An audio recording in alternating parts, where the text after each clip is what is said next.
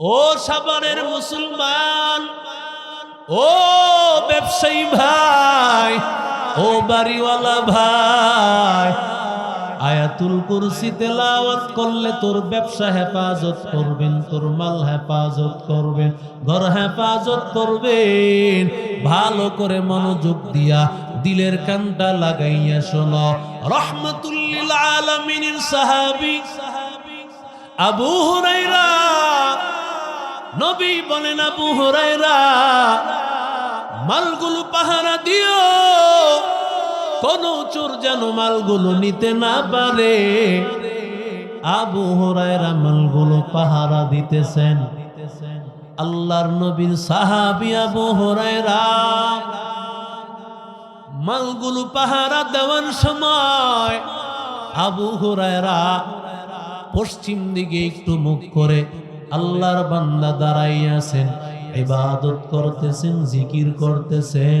কারণ আল্লাহর বান্দার মনে মনে চিন্তা, আমি একদিকে যেমন মালসামানা পাহারা দেব, অন্যদিকে সূর্য ওঠার আগে আগে ফজর হওয়ার সাথে সাথে যেন নামাজটা পড়ে নিতে পারি।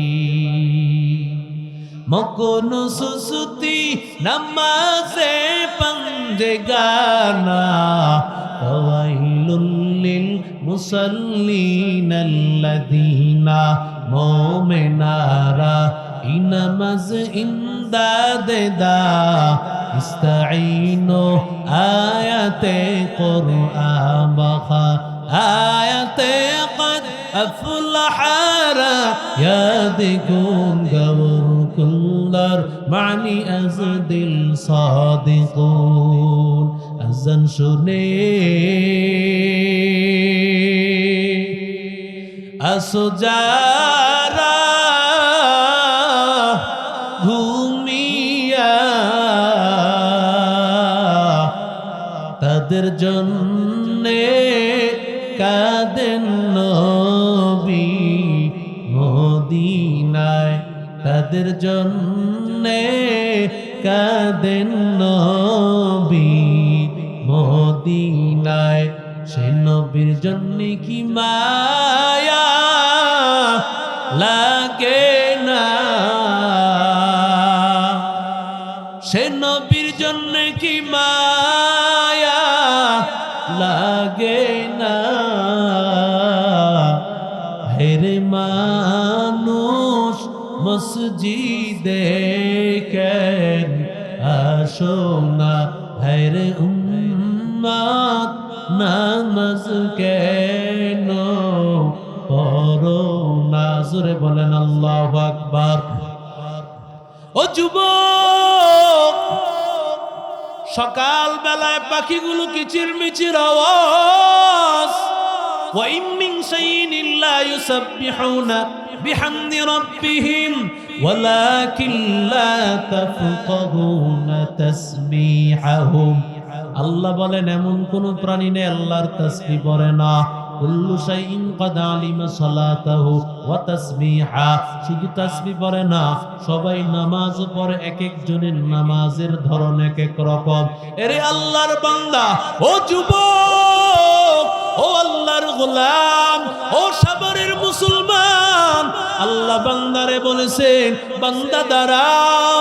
আল্লাহ তাআলা দুনিয়ার গাছগুলোকে দাঁড় করায় রাখছে। আরো আসতে বলেন, আল্লাহ বলেছেন ওয়ারকাউ,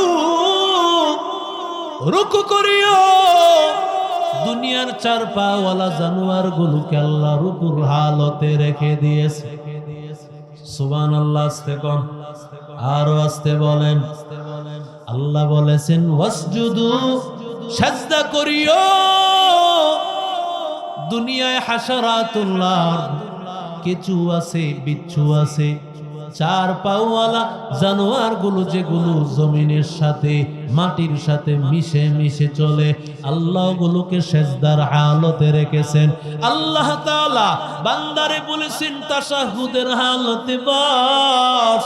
আল্লাহ তাআলা দুনিয়ার পাহাড়গুলোর দিকে তাকাইয়া দেখো, পাহাড়গুলোকে আল্লাহ তাআলা তাশাহুদের হালতে দাঁড় করায় রাখছেন।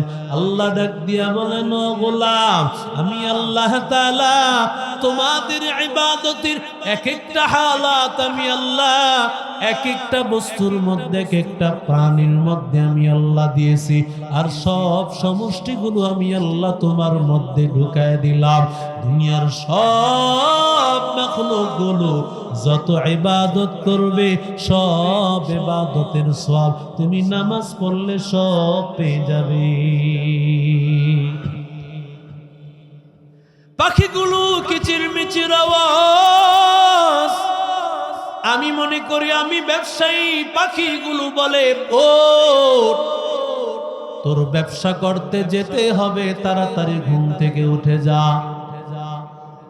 সাভারের চাকরিজীবী মানুষ আছো, শ্রমিক, তুমি মনে করতেছ তোমারে বুঝি পাখি জায়গায় দেয়, তুমি তোমার কারখানায় যাও, তুমি তোমার মিল ফ্যাক্টরিতে যাও।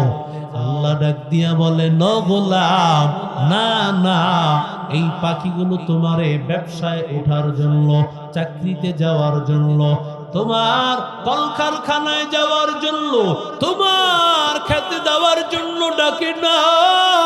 পাখিগুলো যেন ডাক দিয়া বলে, ও দুনিয়ার মানুষের দল, আমি আল্লাহ তাআলার এমন মাখলুক, আল্লাহ আমারে আশরাফুল মাখলুকাত বানাই নাই, তোমাদেরকে আল্লাহ আশরাফুল মাখলুকাত বানাইছে।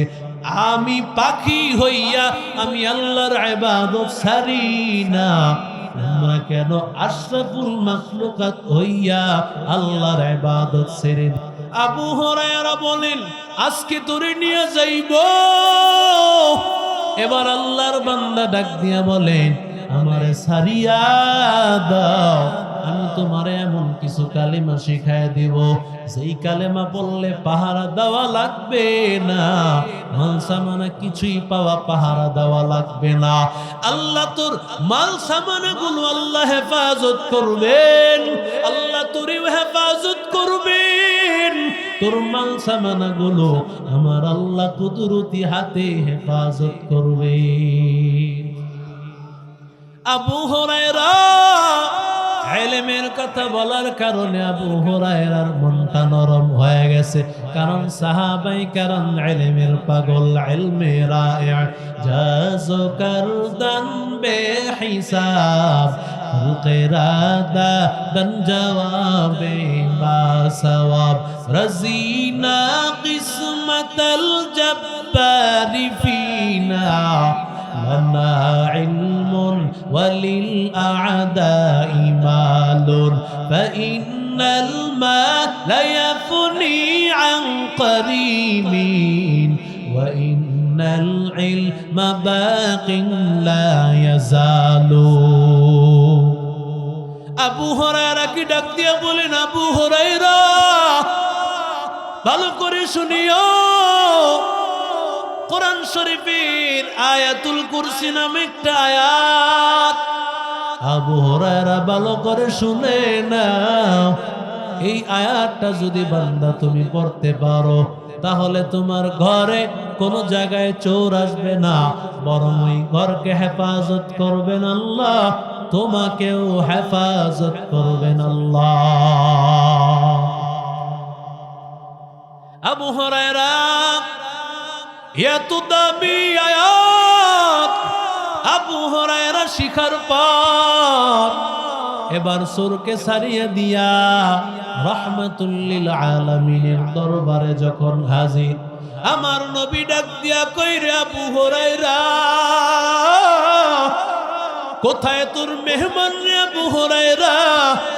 আবু হুরায়রা ডাক দিয়া বলে, নবী, গত 2 রাতের মতো আজকে ওই মেহমান আসছে, এই মেহমান আসার পর আজকে আসি আমার এমন আয়াত শিক্ষা দিয়েছে, এই আয়াত পড়লে নাকি আমার মাল সামান হেফাজত করবেন আল্লাহ, আমাকেও হেফাজত করবেন নাকি আল্লাহ? আল্লাহর নবী ডাক দিয়ে বলেন, আবু হুরায়রা তুমি জানো এই বান্দা এতক্ষণ যা বলেছে সব কথা মিথ্যা বলেছে, আসলে সে মিথ্যাবাদী। ইন্নাহু কদ কাযুব, এই বান্দার মতো মিথ্যাবাদী কেউ নাই। তবে তোমার এই কথাটা যা বলেছে এই কথাটা সত্য কথা বলেছে। রহমতের নবী, মায়ার নবী ডাক দিয়া বলেন, আবু হুরায়রা জানো কে তোমারে 3 রাত আসছে তোমার ঘরে? আবু হুরায়রা ডাক দিয়া বলেন, পয়গম্বর না না আমি জানি না। আমার মায়ার নবী বলেন, এটার কেউ না, এটা হলো শয়তান মারদুদ মালউন ইবলিস। শয়তান নিজে শিখায় আমার কাছ থেকে বাঁচতে হলে আয়াতুল কুরসি পড়বা। আল্লাহু আকবার বলেন, আরো জোরে বলেন। শয়তান নিজে শিখায়, ও যুবক তোমার দোকানে বসিয়া আয়াতুল কুরসি তেলাওয়াত করবা।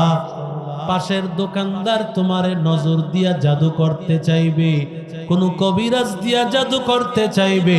আল্লাহর জাতের কসম, তোমার আয়াতুল কুরসির কারণে জাদু সব কেটে যাবে। আরো জোরে বলেন। ওরে আল্লাহর গোলাম, কেমন সূরা জানো? রহমাতুল লিল আলামিন, আমার মায়ার নবী রহমাতুল লিল আলামিন বলেন, মানুষ জান্নাতে যাওয়ার জন্য আল্লাহর পক্ষ থেকে 2টা রাস্তা তার খোলা আছে। কেউ ইচ্ছা করে জান্নাতে যেতে পারে না, কেউ ইচ্ছা করে জান্নাতে যেতে পারে না। ওরে আল্লাহর গোলাম, রহমাতুল লিল আলামিন বলেন, যেই বান্দা মান মাতা ইয়াউমুল জুমআ, যেই বান্দা জুমার রাত্রি জুমার দিন মারা যায়, আল্লাহ তাআলা তার জান্নাতের দরজা আল্লাহ খুলে দেয়। এটা মানুষের হাতে না, আল্লাহর হাতে। এরে আল্লাহর গোলাম, রহমতের নবী, আমার মায়ার নবী, আল্লাহর নবী ডাক দিয়া বলেন, যেই বান্দা রমজানুল মুবারকে মারা যায়, ওই বান্দার কবরটাকে আল্লাহ জান্নাতের বাগান বানায়া দেয়। জুমার রাত্রে মারা যাব, রমজানে মারা যাব, এটা আমার ইচ্ছায় না, আল্লাহর ইচ্ছা। আরো জোরে বলেন। ওরে যুবক, হযরত উমর আল্লাহর কাছে দোয়া করতেন, হে মালিক আল্লাহুম্মা রযুকনা শাহাদাতান ফি সাবিলিক ওয়াজআল কবরানা ফি বালাদি হাবিবিক। আয় আল্লাহ, শাহাদাতের মৃত্যু দাও, আর রহমাতুল লিল আলামিনের দেশের মধ্যে আমার মরণটা দিয়ে দিও। শাহাদাতের মৃত্যু ওমরের হয়েছে, রাসূলের পাশেই ওমর ঘুমাইয়া আছেন। ওরে আল্লাহর বান্দা, জুমার রাত্রে মারা যাওয়া কার হুকুমে হবে? রমজানে মারা যাওয়া কার হুকুম? ওরে আল্লাহর গোলাম, 5 ওয়াক্ত নামাজে রবের কাছে দোয়া করতে হয়, হে আল্লাহ জুমার রাত্রে মরণটা দিও, রমজানে মরণটা দিও, লাইলাতুল বারাতে লাইলাতুল কদর দিও। মরতে দেরি, জান্নাতে যাইতে দেরি না। এই 2টা রাত্র কার হাতে আছে? আরো জোরে বলেন। কিন্তু নবী বলেন আরেকটা জিনিস আল্লাহ বান্দার হাতে রাখছেন। সুবহানাল্লাহ কইলেন না? যারা দাঁড়ায় আছে মনে হয় কষ্ট পাইতেছেন, আপনারা একটু আসেন না, বসেন। এই জান্নাতের বাহিরে থাকবেন কেন? জান্নাতের ভিতরে ঢুকেন, খারাপ লাগলে চলে যায়। বসেন না রে বাবা, বসেন। জুমার রাত্র আল্লাহর কাছে মাপ হবে, বসেন। মাশাআল্লাহ, সাভারের মানুষ অনেক ভালো, সাভারের মানুষ অনেক ভালো। আল্লাহ প্রত্যেকটা মানুষকে জামানার ওলি বানায় দেন। আরো জোরে বলেন। রহমাতুল লিল আলামিন, মায়ার নবী ডাক দিয়ে বলেন, মান করা আয়াতাল কুরসি দুবুরা কুল্লি সালাতিন মাকতুবা লাম ইয়ামনাহু মিন দুখুলিল জান্নাহ ইল্লাল মাউত। মায়ার নবী বলেন, যেই বান্দা 5 ওয়াক্ত ফরজ নামাজ আদায় করার পর আল্লাহর বান্দা আয়াতুল কুরসি তেলাওয়াত করবে, ওই বান্দা জান্নাতে যাইতে একমাত্র বাধা হলো মৃত্যু। আরো জোরে বলেন। মরে না তাই জান্নাতে যায় না, মরতে দেরি জান্নাতে। আরো জোরে কর, আরো জোরে বলেন। শেষ হয় নাই। কি সূরা সামনে নিছি জানেন? এটা নিয়ে যদি আলোচনা হয় দিনের পর দিন চলে যাবে, শেষ হওয়া কি সম্ভব? আরো জোরে বলেন। রাসূল কি বলেন দেখেন, কবরের মধ্যে চাপ হয় কি হয় না? জোরে বলেন। রাসূল বলেন, ইন্না আযাবাল কবরি হাক্কুন, কবরের আযাব সত্য। রাসূলের কথা। কার কথা? আরো জোরে বলেন। রাহমাতুল লিল আলামিন বলেন, কবরের আযাব সত্য রে যুবক, আল্লাহর গোলাম, কবরের আযাব সত্য। বান্দারে কবরের মধ্যে রাখার পর আল্লাহ যখন ডাক দিয়ে বলে, ও কবরের মাটি, এই বান্দারে এমন ভাবে কবরের মধ্যে চাপ দাও। বান্দারে কবরের মধ্যে চাপ দেওয়ার কারণে ডান পাশে চাপ দেয়, বাম পাশের পাজরের ডান পাশের পাজরের হাড়গুলো বাম পাশের পাজরের মধ্যে ঢুকিয়া যায়। আবার বাম পাশে এমন চাপ ডান পাশের পাজরের হাড়ে ঢুকিয়া যায়, সব কিছু চুরমার হয়ে যায়। ওরে আল্লাহর গোলাম, রাহমাতুল লিল আলামিন বলেন, যেই বান্দা আয়াতুল কুরসি তেলাওয়াত করবে ওই বান্দার কবরের মধ্যে চাপ হবে না। ও আল্লাহর বান্দাদের দল, আমার মায়ার নবী রাহমাতুল লিল আলামিন, আমার নবী এক বয়োজ্যেষ্ঠ সাহাবীর কবরের মধ্যে রাখার পর আমার মায়ার নবী হঠাৎ করে দাফন করিয়া আবার মায়ার নবী ফিরে আসছেন। নবী আমার ডাক দিয়া বলেন, ও সাহাবায়ে কেরামের দল, ফাসাব্বিহু, তোমরা সুবহানাল্লাহ পড়ো। সাহাবায়ে কেরামেরা বলেন, ফাসাব্বাহনা জামানান তাওয়িলা, লম্বা সময় আমরা পড়তে লাগলাম সুবহানাল্লাহ সুবহানাল্লাহ সুবহানাল্লাহ। পয়গম্বর আবার ডাক দিয়া বলেন, ফাহাল্লিলু, ও সাহাবায়ে কেরাম, তোমরা লা ইলাহা ইল্লাল্লাহ পড়ো। সাহাবায়ে কেরামেরা লা ইলাহা ইল্লাল্লাহ পড়তে লাগলেন। সাহাবায়ে কেরাম লম্বা সময় পর্যন্ত লা ইলাহা ইল্লাল্লাহ পড়েন। মায়ার নবী রাহমাতুল লিল আলামিন বলেন, ফাকাব্বিরু, আল্লাহু আকবার পড়ে নাও। সাহাবীরা বলেন, ফাকাব্বারনা জামানান তাওয়িলা, লম্বা সময় পর্যন্ত আমরা আল্লাহু আকবার পড়তে লাগলাম। হে আল্লাহর বান্দারা, মায়ার নবী ডাক দিয়া বলেন, ও সাহাবায়ে কেরামের দল, আল্লাহ তাআলা আমার এই সাহাবী ওর কবরে রাখার পর আল্লাহ ওর কবরের মধ্যে আযাব শুরু হয়ে গিয়েছিল। আল্লাহ ওর কবরের মধ্যে মাটির চাপ শুরু করে দিয়েছিল। কিন্তু আল্লাহর বান্দা, তোমাদের তাসবিহের আওয়াজ, তোমাদের আল্লাহু আকবারের আওয়াজ, তোমাদের লা ইলাহা ইল্লাল্লাহর আওয়াজে আল্লাহ তাআলা সাথে সাথে ওই বান্দার কবরের আযাব বন্ধ করে দিয়েছে। এরে নবীর আশিক উম্মতের দল, ও যুবক, কুল্লু নাফসিন যায়িকাতুল মাউত, এমন দুনিয়াতে কেউ নাই মৃত্যুর স্বাদ আস্বাদন করা লাগবে না রে বাবা।